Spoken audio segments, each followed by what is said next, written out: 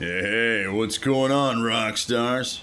Blue Rocket Guitars, coming at you. You. Well, would you look at this thing?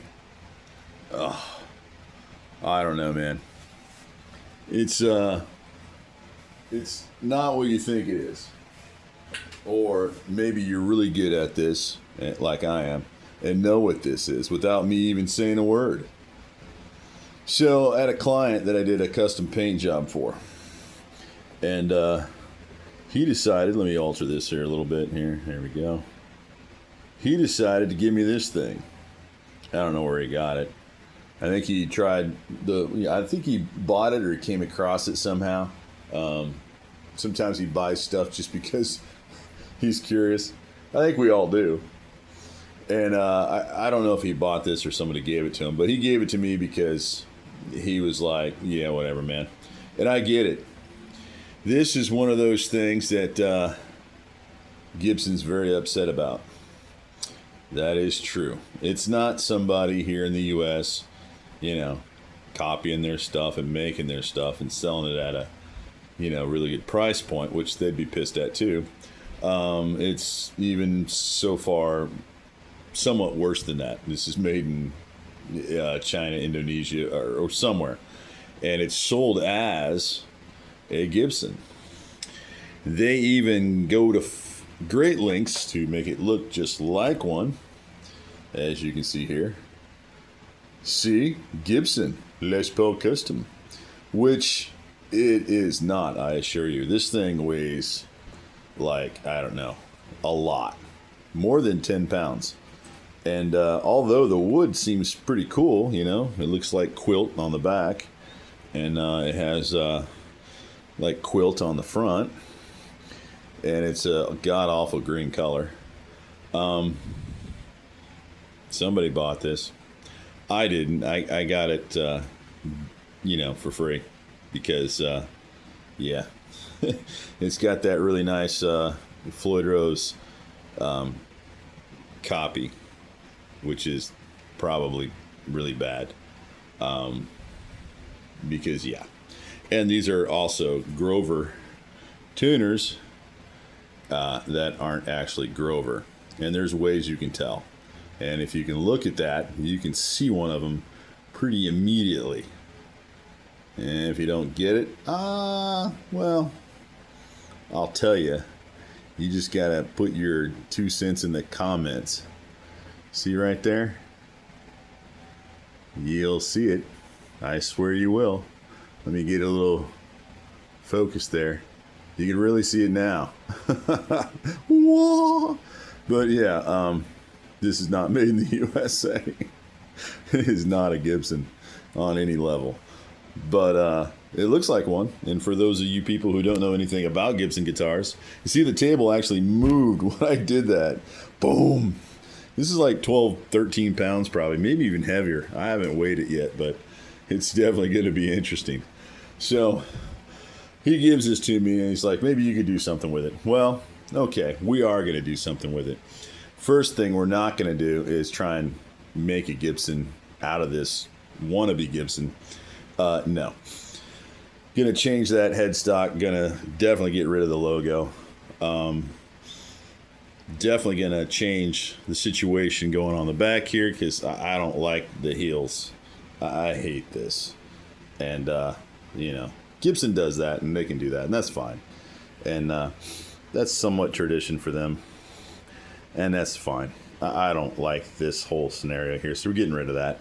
The binding I don't really care for because it is ugly. And you're like, well, why would you put all this work into this? Well, it's not a lot of work for me to tear this thing apart. But it'd be kind of a cool little project just to screw with. I think we're going to have some fun. I have a Gibson Les Paul, a real one, by the way. And what I don't have is one with a Floyd, which I thought would be kind of cool to actually put a real Floyd in here, or maybe a Goto. Yeah, might be cool to do something with a tremolo, obviously. I might even do an old school Tremolo, just you know, just to change things up a bit. And yeah, this could be a fun little project. So we're definitely getting rid of the crappy hardware, definitely getting rid of the pickups. I'm gonna just change this whole thing, and I don't know if I want to keep this or make this more pointy or change that a little bit so it's not Gibson-y. Of course, the whole body shape's going to stay this way, but yeah, I don't want this to say Gibson or be anything like Gibson. It'll be somewhat like them because we can't change the entire body shape. Well, we could, but that'd take a lot more work, and I don't want to put a ton of work into this. I just want to put a little work into this and do something different, something cool maybe. And yeah, so that is a project that's probably come up when I have a little more time to screw with it. Right now we have a couple of things that are going on in the shop, so we gotta, get those things going. But this was funny, man. He's like, check out this Gibson. I was like, yeah, I looked at it and I knew right away it wasn't a real one.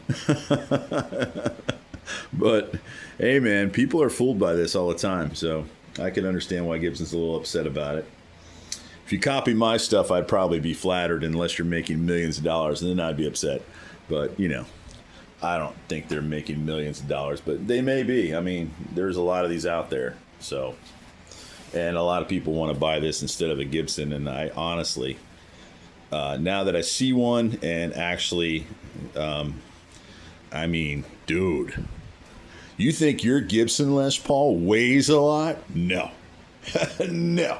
This thing, I swear, this is like, shoot, probably close to 20 pounds. I mean, 10 might be pushing it in the poundage. I think it's actually a lot more than 10 pounds. I'm gonna weigh that, and I'm gonna actually see how much that weighs, because I'm just curious as hell.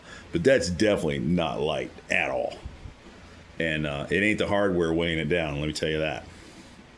So yeah, that is heavy, extremely heavy. So I would not play that. If you want something that's quality like this, just go buy it. Gibson makes it. Just go buy it. If you want something totally different, unique, awesome, then buy my stuff. That's the way we don't build Gibsons. We don't build Fenders. I mean, I built myself a Fender Strat, but that was for me. It was a personal thing I did for me, and I'm not selling that.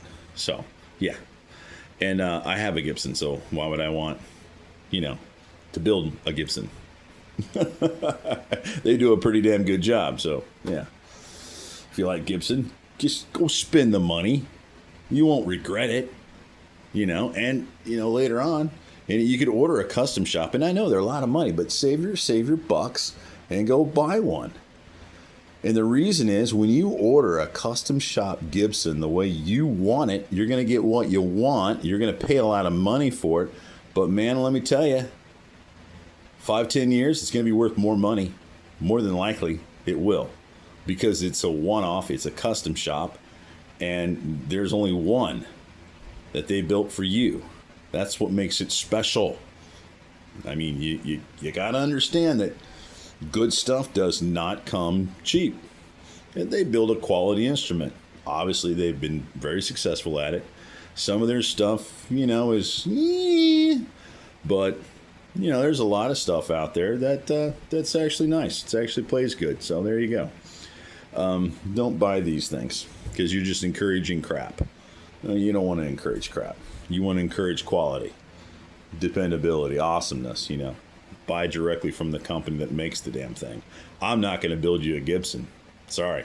I have no interest in doing something somebody else already does and does it pretty damn well. So anyway, thought this would be interesting. So we're going to tear this bad boy apart just because I'm curious to see what really, if this is real wood or just a laminate, and see what kind of wood that is, because you cannot tell.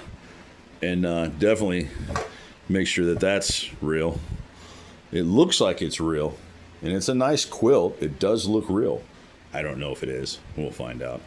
We'll tear into this bad boy and see what it's about. But man, this thing's a tank.